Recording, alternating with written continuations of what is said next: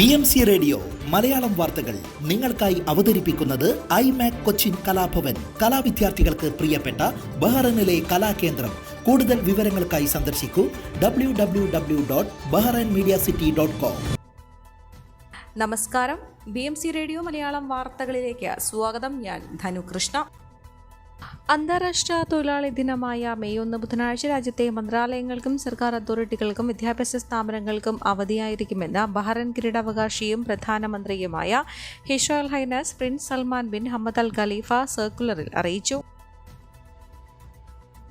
Bahrain international ഖുർആൻ പാരായണ മത്സരത്തിന്റെ 4ാം പതിപ്പ് സമാപിച്ചു. ബഹ്റൈൻ രാജാവ് His Majesty Hamad bin Isa Al ഖലീഫയുടെ രക്ഷാകർതൃത്വത്തിൽ നീതിന്യായ ഇസ്ലാമിക കാര്യ എൻഡോമെന്റ് മന്ത്രാലയം, Supreme Council for Islamic Affairs എന്നിവയുടെ സഹകരണത്തോടെയാണ് സമാപന ചടങ്ങ് നടത്തിയത്.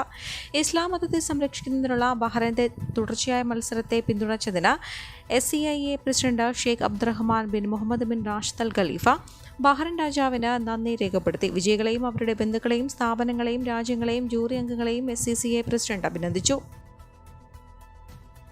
സിത്രയിലെ നാഫ്ത ടാങ്കിലുണ്ടായ വാതക ചോർച്ച പരിഹരിക്കുന്നതിലെ നിർണായക ഘട്ടം പിന്നിട്ടെന്ന് ബാപ്കോ. തകർന്ന ഫ്ലോട്ടിംഗ് റൂഫ് ടാങ്കിന്റെ അടിയിലുള്ള ഭാഗത്തേക്ക് വിജയകരമായി മാറ്റിയെന്നും ടാങ്കിൽ ശേഷിക്കുന്ന നാഫ്ത ക്രമേണ മറ്റൊരു ടാങ്കിലേക്ക് മാറ്റുമെന്നും അധികൃതർ അറിയിച്ചു. സിവിൽ ഡിഫൻസും സുപ്രീം കൗൺസിൽ ഫോർ എൻവയോൺമെന്റും ഇക്കാര്യത്തിൽ ആവശ്യമായ എല്ലാ സുരക്ഷാ നടപടികളും സ്വീകരിച്ചിട്ടുണ്ട്.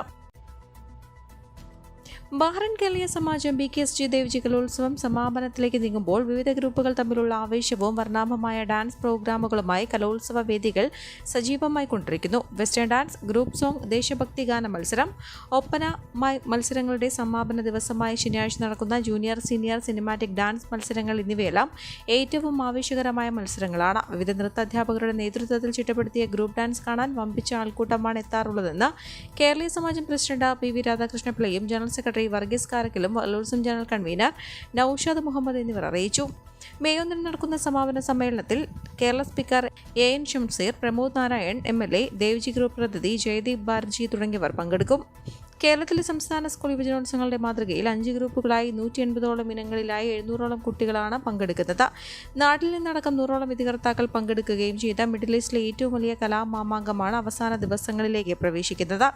5ഓളം വരുന്ന ഗ്രൂപ്പ് ചാമ്പ്യന്മാർ, കൂടുതൽ പോയിന്റ് നേടിയവർക്കുള്ള കലാതിലകം, കലാപ്രതിഭാ പട്ടങ്ങളും സമാപന ദിവസം നടക്കുന്ന പരിപാടിയിൽ വിതരണം ചെയ്യും. 100ലധികം വരുന്ന വളണ്ടിയർമാരുടെയും സമാജം മെമ്പർമാരുടെയും പരിശ്രമമാണ് കലോത്സവത്തിന്റെ വിജയമെന്നും ധാരാളം പുതിയ പ്രതിഭകളെ കണ്ടെത്താൻ സാധിച്ചു എന്നത് അഭിമാനകരമായി കരുതുന്നുവെന്നും സമാജം പ്രസിഡന്റ് PV രാധാകൃഷ്ണപിള്ള പറഞ്ഞു. Ponnani cultural world foundation Bahrain chapter കലാവേദിയുടെ കീഴിൽ പൊന്നാനി താലൂക്ക് നിവാസികൾക്കായി ഈദ് വിഷു ആഘോഷം വിവിധ കലാപരിപാടികളോടുകൂടി സൽമാനിയ ഇന്ത്യൻ ഡിലൈറ്റ്സ് റെസ്റ്റോറന്റിൽ വെച്ച് മെയ് 10 സംഘടിപ്പിക്കും. വൈകിട്ട് 4 മണി മുതൽ രാത്രി 11 മണി വരെ നീണ്ടു നിൽക്കുന്ന ഈദ് വിഷു ആഘോഷ പരിപാടിയിൽ ബഹ്റൈനിലെ കലാകാരന്മാരുടെ ഗാനമേള, ഒപ്പന, സിനിമാറ്റിക് ഡാൻസ്, ക്ലാസിക്കൽ ഡാൻസ്, ഏകാംഗ നാടകം, മിമിക്രി, മോണാക്ട്, വിവിധതരം മത്സരങ്ങൾ എന്നിവ ഉണ്ടായിരിക്കുമെന്ന് കലാവേദി കൺവീനർ നസീർ പൊന്നാനി അറിയിച്ചു. PCWF അംഗങ്ങളോടും കുട്ടികൾക്കും കഴിവുകൾ തെളിയിക്കാൻ അവസരം നൽകുമെന്നും താൽപ്പര്യമുള്ളവർ 9738453466 എന്ന നമ്പറിൽ വിളിച്ച് മുൻകൂട്ടി അറിയിക്കണമെന്നും പ്രോഗ്രാം കോർഡിനേറ്റർ റംഷാദ് റഹ്മാൻ അറിയിച്ചു. PCWF കലാവേദി ഭാരവാഹികളായി മുജീബ് വിളയങ്കോട്, ബാബു MK, അലി കാഞ്ഞിരമുക്ക്, സുരേഷ് ബാബു, റിഫ, സ്നേഹ അജിത്ത്, അൻവർ പുഴമ്പ്രം, ഷമീർ ലുലു, ഷഫീഖ് PT, അബ്ദുറഹ്മാൻ MF റഹ്മാൻ എന്നിവരെ തിരഞ്ഞെടുത്തു. വേനൽക്കാലത്ത് യാത്രക്കാർക്ക് വില കുറഞ്ഞ ഭക്ഷണം നൽകാൻ ഇന്ത്യൻ റെയിൽവേ. ജനറൽ കമ്പാർട്ട്മെന്റിൽ യാത്ര ചെയ്യുന്നവരുടെ യാത്ര സുഗമമാക്കാൻ നീക്കം. പരീക്ഷണാടിസ്ഥാനത്തിൽ 51 സ്റ്റേഷനുകളിൽ പദ്ധതി നടപ്പാക്കും. ജനറൽ കോച്ചുകളിൽ യാത്ര ചെയ്യുന്നവർക്കായാണ് കുറഞ്ഞ നിരക്കിൽ പ്ലാറ്റ്ഫോമുകളിൽ IRTC പ്രത്യേക കൗണ്ടർ തുറക്കുന്നത്. തിരുവനന്തപുരം ഉൾപ്പെടെ രാജ്യത്തെ 64 സ്റ്റേഷനുകളിലാണ് പുതിയ ഭക്ഷണ കൗണ്ടറുകൾ തുറക്കുന്നത്. 20 രൂപയ്ക്ക് പൂരി ബജി അച്ചാർ കിറ്റ് ലഭിക്കും. 3 രൂപയ്ക്ക് 200 ml വെള്ളവും ലഭിക്കും. കൂടാതെ 50 രൂപയ്ക്ക് സ്നാക്ക് മീലിൽ ഊണ്, ചേലമ്പെട്ടൂര, പാവ് ബജി, മസാല ദോശ തുടങ്ങിയവ ഏതെങ്കിലും ഒന്നും ലഭിക്കും. വോട്ടിംഗ് യന്ത്രം പണിമുടക്കിയതിനെ തുടർന്ന് പോളിംഗ് തടസ്സപ്പെട്ടു. ചാലക്കുടി മണ്ഡലത്തിലെ കേഴ്മാട് പഞ്ചായത്തിലെ കൈനാടൻ മലങ്കരവാടിയിലെ 76-ാം നമ്പർ ബൂത്തിലാണ് 2 തവണ യന്ത്രം കേടായത്. മോക്ക് പോളിംഗിനിടെയാണ് ആദ്യം കേടായത്. പിന്നീട് നന്നാക്കിയെങ്കിലും വീണ്ടും പണിമുടക്കുകയായിരുന്നു. നിരവധി ആളുകൾ രാവിലെ തന്നെ വോട്ട് ചെയ്യാൻ എത്തിയിരുന്നു. തിരുവല്ലയിലും വോട്ടിംഗ് യന്ത്രത്തിന്റെ തകരാർ മൂലം വോട്ട് രേഖപ്പെടുത്താൻ കഴിഞ്ഞിട്ടില്ല. Kavumbhagam Devaswom board higher secondary സ്കൂളിലെ 122 നമ്പർ ബൂത്തിലാണ് വോട്ടിംഗ് യന്ത്രത്തിന്റെ തകരാർ മൂലം വോട്ടിംഗ് ആരംഭിച്ച് അരമണിക്കൂർ പിന്നിട്ടിട്ടും വോട്ടർമാർക്ക് വോട്ട് രേഖപ്പെടുത്താൻ കഴിയാത്തത്. വോട്ടർമാരുടെ നീണ്ട നിരയാണ് ഇവിടെയും രൂപപ്പെട്ടത്. സംസ്ഥാനത്ത് ലോക്സഭാ തെരഞ്ഞെടുപ്പിന് 13,272 കേന്ദ്രങ്ങളിലായി ഒരുക്കിയ 25,231 ബൂത്തുകളിൽ വോട്ടെടുപ്പ് പ്രക്രിയകൾക്ക് നിയോഗിച്ചത് 1,11,076 പോളിംഗ് ഉദ്യോഗസ്ഥരെ. ഒരു ബൂത്തിൽ പ്രിസൈഡിംഗ് ഓഫീസർ അടക്കം 4 ഉദ്യോഗസ്ഥരാണ് വോട്ടെടുപ്പ് നിയന്ത്രിക്കുക. സ്ത്രീകൾ മാത്രം നിയന്ത്രിക്കുന്ന 437 ബൂത്തും 30-ൽ താഴെയുള്ള യുവജനങ്ങൾ നിയന്ത്രിക്കുന്ന 31 ബൂത്തും ഭിന്നശേഷിയുള്ള ജീവനക്കാർ നിയന്ത്രിക്കുന്ന 6 ബൂത്തും സംസ്ഥാനത്തുണ്ട്. കൂടാതെ 316 എത്നിക് പോളിംഗ് ബൂത്തുകളും 131 തീം അടിസ്ഥാനമാക്കിയുള്ള ബൂത്തുകളും സജ്ജമാണ്. ഭിന്നശേഷി വോട്ടർമാർക്കായി ബൂത്തുകളിൽ റാമ്പും വീൽചെയറും ഒരുക്കി. കാഴ്ച പരിമിതിയുള്ളവർക്കായി ബ്രെയിലി ബില്ലുള്ള വോട്ടിംഗ് യന്ത്രങ്ങളും എത്തിച്ചു. ഭിന്നശേഷി വോട്ടർമാർക്കും മുതിർന്ന പൗരന്മാർക്കും പ്രത്യേക ക്യൂ സൗകര്യവും ഉണ്ടാകും.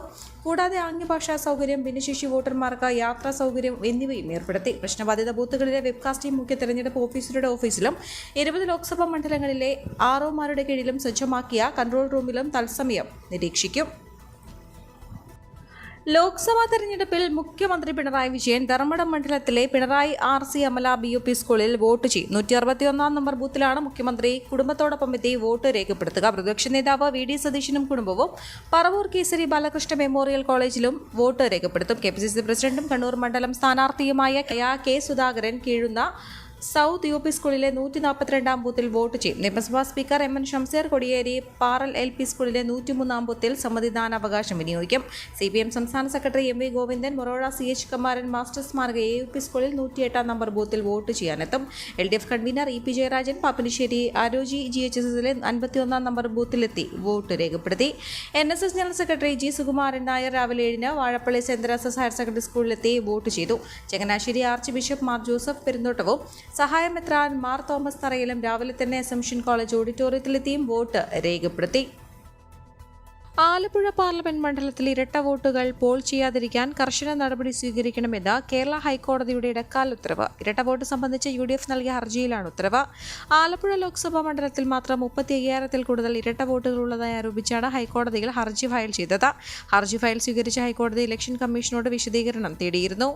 UDFന്റെ ആക്ഷേപം പൂർണ്ണമായി നിഷേധിക്കാതെയാണ് അതിന് ഹൈക്കോടതിയിൽ തെരഞ്ഞെടുപ്പ് കമ്മീഷൻ സത്യവാങ്മൂലം നൽകിയത്. UDF തെളിവായി സമർപ്പിച്ച ഇരട്ട വോട്ടുകളുടെ പട്ടിക ബന്ധപ്പെട്ട ഇലക്ടറൽ രജിസ്ട്രേഷൻ ഓഫീസർമാർക്ക് കൈമാറിയിട്ടുണ്ടെന്നും അവയിൽ ഇരട്ട വോട്ടുകളുണ്ടെന്ന് ബോധ്യപ്പെട്ടാൽ അവ ബന്ധപ്പെട്ട പ്രിസൈഡിംഗ് ഓഫീസർമാർക്ക് കൈമാറുകയും ഇരട്ട വോട്ടുകൾ ചെയ്യാതിരിക്കാനുള്ള കർശന നടപടികൾ സ്വീകരിക്കുമെന്നും ഇലക്ഷൻ കമ്മീഷൻ ഹൈക്കോടതി അറിയിച്ചു. ഇതേ തുടർന്നാണ് ഇരട്ട വോട്ടുള്ളവർ ഒന്നിൽ കൂടുതൽ സ്ഥലങ്ങളിൽ വോട്ട് ചെയ്യാതിരിക്കാനുള്ള കർശന നടപടി സ്വീകരിക്കാൻ കമ്മീഷന് നിർദ്ദേശം നൽകിയത്. UDF സ്ഥാനാർത്ഥി KC വേണുഗോപാലിനു വേണ്ടി ചീഫ് ഇലക്ഷൻ ഏജന്റായ അഡ്വക്കേറ്റ് M ലിജുവാണ് ഹർജി ഫയൽ ചെയ്തത്. തൃശൂർ പൂരം അലങ്കോലമാക്കിയവർക്കെതിരെ നടപടിയെടുക്കണമെന്നാവശ്യപ്പെടുന്ന ഹർജിയിൽ ഹൈക്കോടതി സർക്കാരിന്റെ വിശദീകരണം തേടി. BJP നേതാവ് B ഗോപാലകൃഷ്ണൻ നൽകിയ ഹർജിയാണ് കോടതി പരിഗണിച്ചത്. തൃശൂർ പൂരത്തിനിടെയുണ്ടായ സംഭവത്തിൽ ജുഡീഷ്യൽ അന്വേഷണവും സിറ്റി പോലീസ് കമ്മീഷണർ ഉൾപ്പെടെയുള്ളവർക്കെതിരെ വകുപ്പുതല അന്വേഷണവും നടത്താൻ ഉത്തരവിടണമെന്നതടക്കം ചൂണ്ടിക്കാട്ടിയാണ് ഹർജി. സംഭവത്തിന് പിന്നിൽ അദൃശ്യകരങ്ങൾ പ്രവർത്തിച്ചിട്ടുണ്ടെന്നും പോലീസ് അന്വേഷണം ഇക്കാര്യത്തിൽ മതിയാവില്ലെന്നും ഹർജിയിൽ പറയുന്നു. ഹർജി വീണ്ടും മെയ് 22-ന് പരിഗണിക്കും. പാലക്കാട് ജില്ലയിലെ വിവിധ പ്രദേശങ്ങളിൽ ഏപ്രിൽ 25 മുതൽ 27 വരെ ഉഷ്ണതരംഗ സാഹചര്യം നിലനിൽക്കുമെന്ന് കേന്ദ്ര കാലാവസ്ഥാ വകുപ്പ് അറിയിച്ചു. തുടർച്ചയായ ദിവസങ്ങളിൽ അതിതീവ്രമായ ചൂട് രേഖപ്പെടുത്തുന്നതിന്റെയും അടുത്ത ദിവസങ്ങളിൽ 41 ഡിഗ്രി സെൽഷ്യസ് വരെ താപനില ഉയരുമെന്ന പ്രവചനത്തിന്റെയും അടിസ്ഥാനത്തിലാണ് ഉഷ്ണതരംഗ മുന്നറിയിപ്പ്. ഉഷ്ണതരംഗം അതീവ ജാഗ്രത വേണ്ട സാഹചര്യമാണ്. സൂര്യാഘാതവും സൂര്യതാപവും ഏൽക്കാൻ സാധ്യത കൂടുതലാണ്. സൂര്യാഘാതം മരണത്തിലേക്ക് വരെ നയിച്ചേക്കാം. പൊതുജനങ്ങളും ഭരണേതര സംവിധാനങ്ങളും വേണ്ട ജാഗ്രത പാലിക്കണമെന്നും മുന്നറിയിപ്പിൽ പറയുന്നു. ഈ വാർത്തയോടുകൂടെ BMC റേഡിയോ മലയാളം വാർത്തകൾ സമാപിക്കുന്നു. നന്ദി, നമസ്കാരം.